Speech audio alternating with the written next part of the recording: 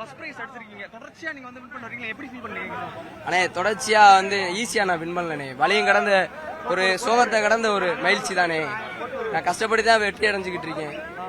ஆமாண்ணே சொல்லுங்க. இந்த களம் உங்களுக்கு எவ்வளவு சிரமமா இருந்துச்சு? அண்ணே இன்னைக்கு காலையில் பூராமே நல்ல காலையில் தானே பிடிச்சிருக்கோம். நல்ல மாடு தான் பிடிச்சிருக்கோம். இதுல முழுக்க முழுக்க நம்மளுக்கு உதவியா இருந்தது என் மாமன் மச்சேன், என் நண்பர்கள், எங்க அண்ணன் தம்பியை தான் உதவியா இருந்திருக்காங்க. SMK அவினாஷ் என்பவர் நினைவாக நத்தம் பாரதி பிரதர்ஸ் உதவி பண்ணியிருக்காங்க.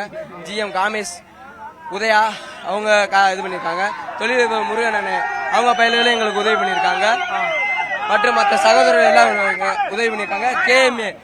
KM முரளியே நம்மளுக்கு உதவி பண்ணியிருக்காப்ல. நம்ம பொதும மதன் அண்ணனு நம்மளுக்கு உதவி பண்ணியிருக்காப்ல. ஆமா.